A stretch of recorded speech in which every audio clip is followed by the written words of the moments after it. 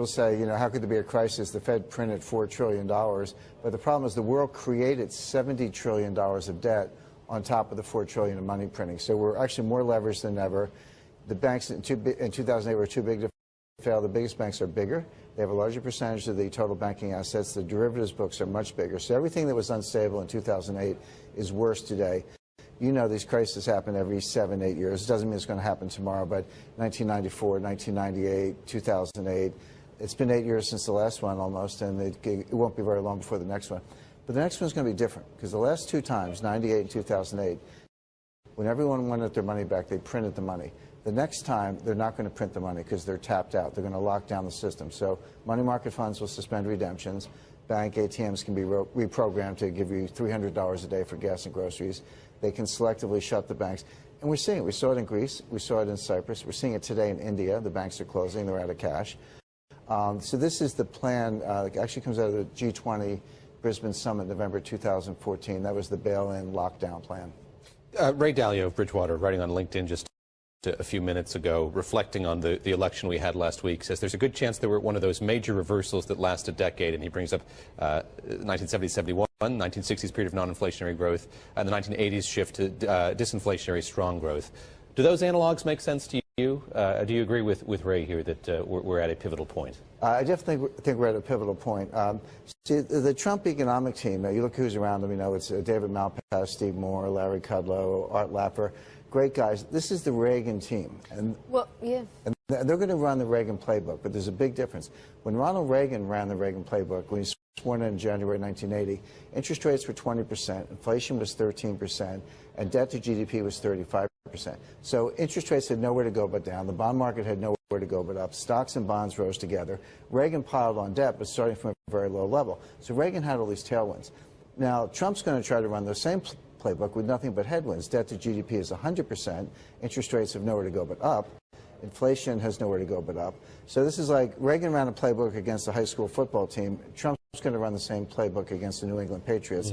So you get a very different result. Well, and in fact, I just want to bring up the DXY because you will be able to see in the chart where the Reagan dollar was at the time.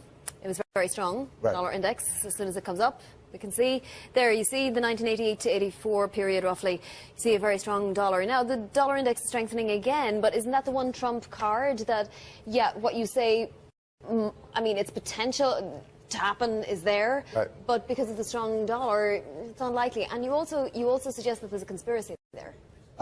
Well, it's not a conspiracy so much. What I call the global elites, and it's not like some deep, dark conspiracy like they're all wearing hoods, you know, around a table. We know who they are. It's Christine Lagarde, it's Mario Draghi, it's Larry Summers, it's professors, central bankers, you know, thought leaders, etc. It's not that they're in a conspiracy, but they're like-minded. They all went to the same schools. They actually, some of them were each other's professors. Stan Fisher was PhD, a thesis advisor to a lot of the central bankers around the world. So they all think alike. So there's a little bit of groupthink going on. This is really the globalized elite. But the problem is you can have the same policies, but if the initial conditions are different, you will get very different results. That's what complexity theory teaches. So again, strong dollar during the Reagan years, that was deflationary. Strong dollar is always deflationary. But when inflation is starting out at 15%, you want deflation or disinflation.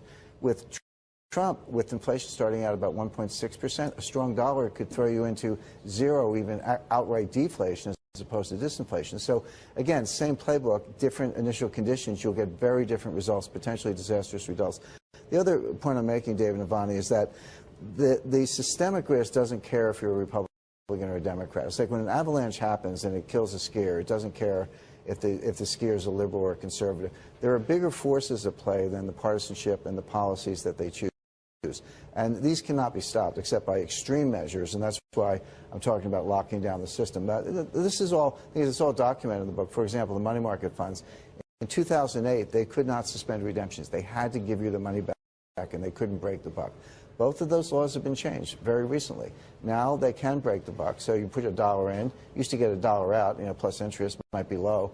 Now they can give you 95 cents or 94 cents, depending on the market. But worse yet, they can suspend redemptions. But isn't that a good thing? I mean, market to market is supposed to be a good thing, right? It's a good thing, Bonnie, unless you want your money. This is my point. From a policy point of view, this is called, you know, macroprudential regulation.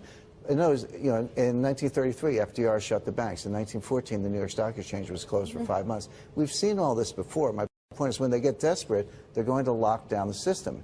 Does it save the world? Might buy a little time, but what if you want your money back?